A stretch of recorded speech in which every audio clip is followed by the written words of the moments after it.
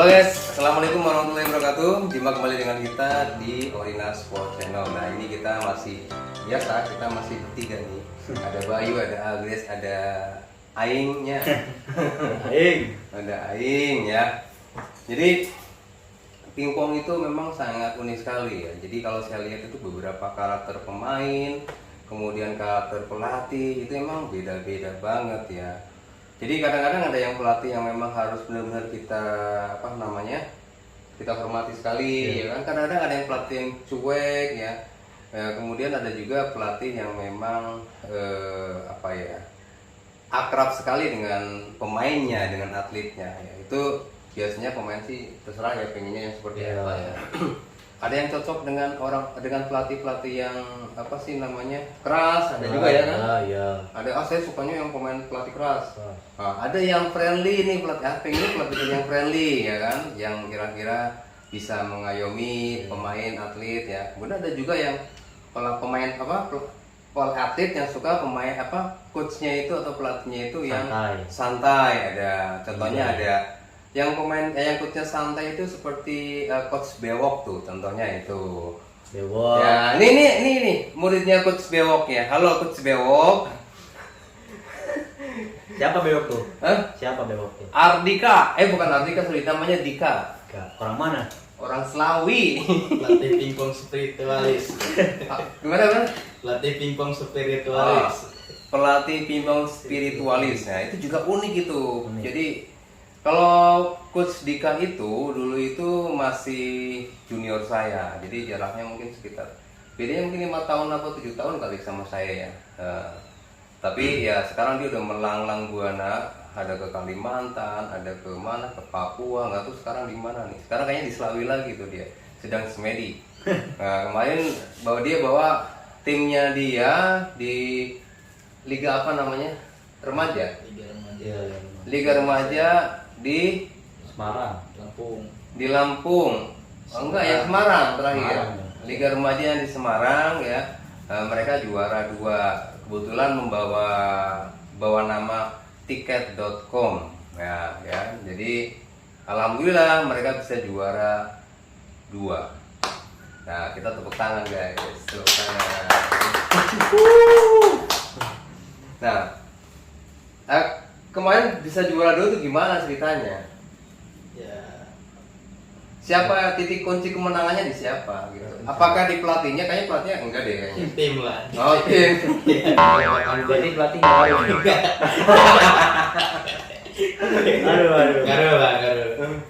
Paling enggak kalau dengan adanya ditaruh pelatih seperti coach spiritualis itu ya, paling enggak lawan jadi gentar loh. Ya, benar. Paling enggak kan membuat lawan itu menjadi takut duluan begitu guys. Jadi harus pelatihnya itu harus yang pasang pelatih.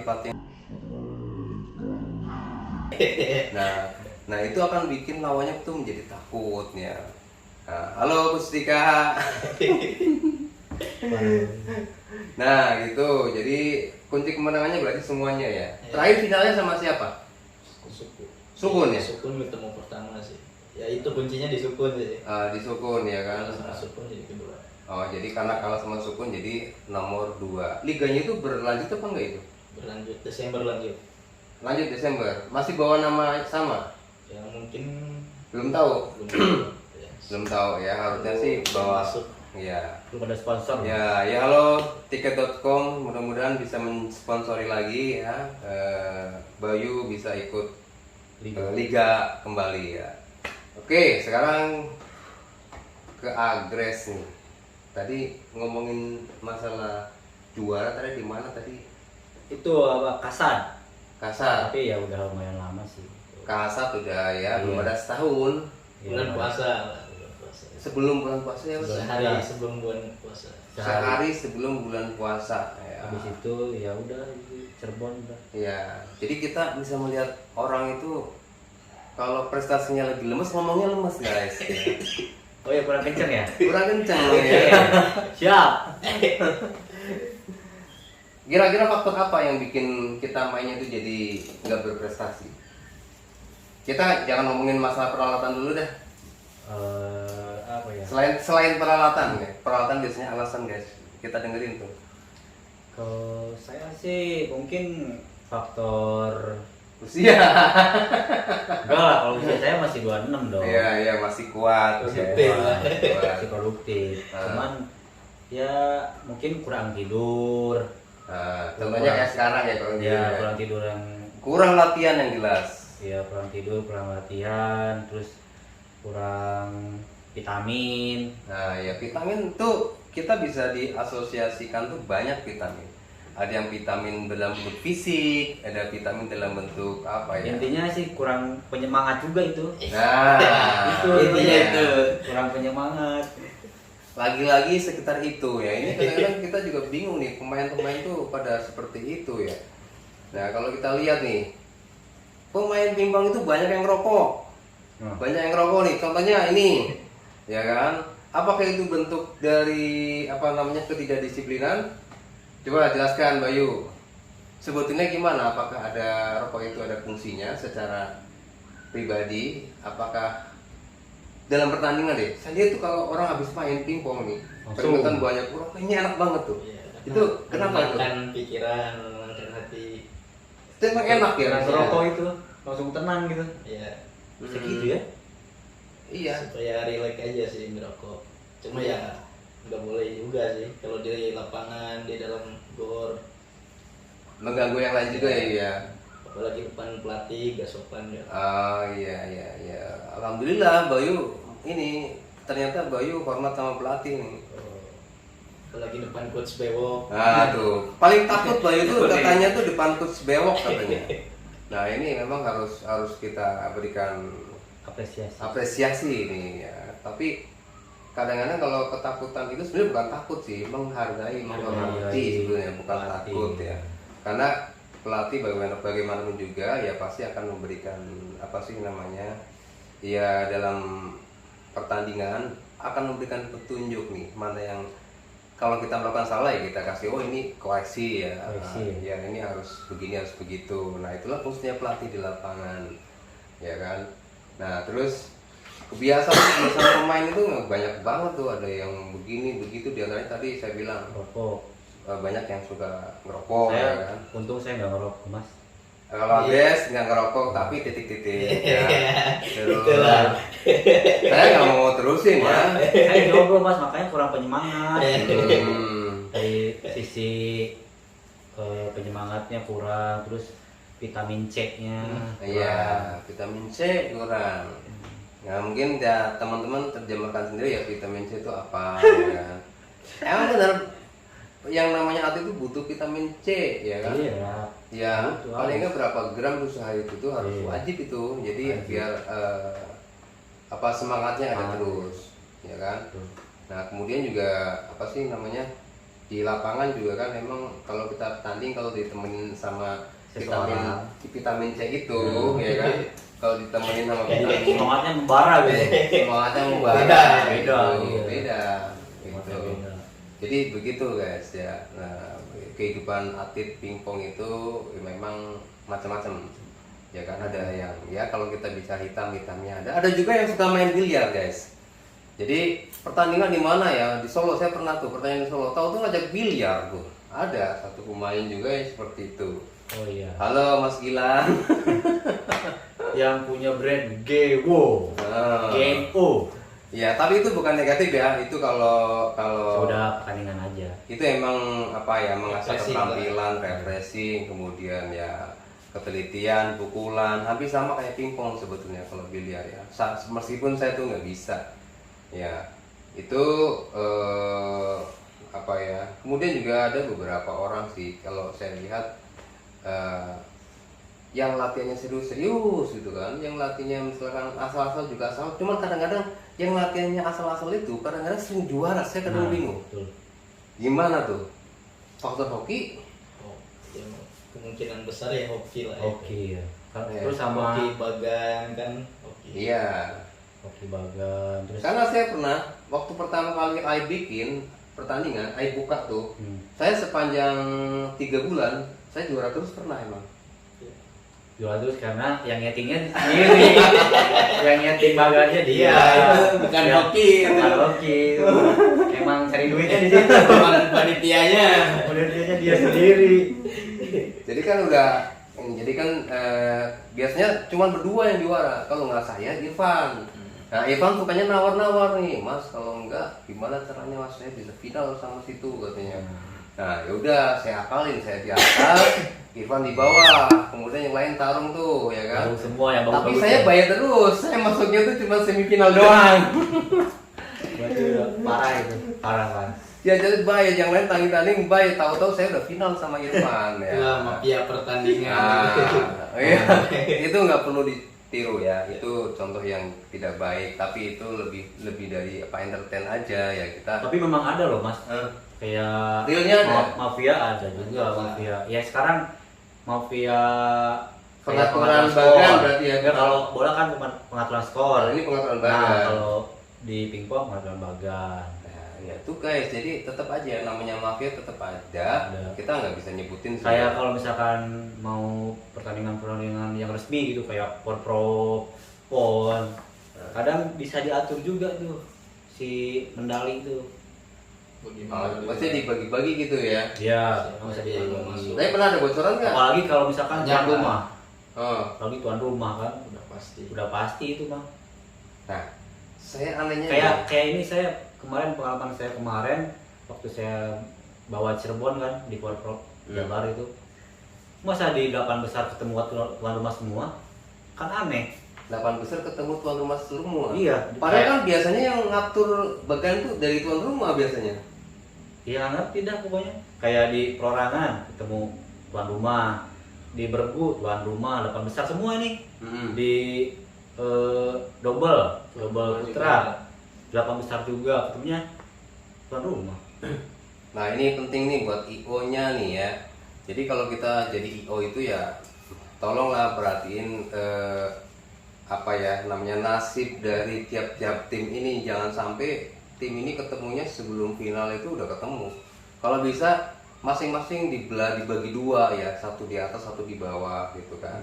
Jadi ada tahap-tahapannya. Jadi pas ketemu mereka nggak bakalan langsung ketemu kan. Ya paling ketemu di ya mungkin kalau 8 besar masih oke lah.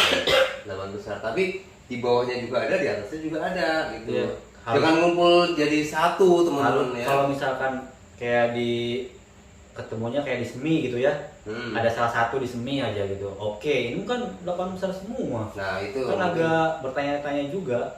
Iya, kita mesti bertanya sama siapa kalau nggak sama rebut yang bergoyang ya.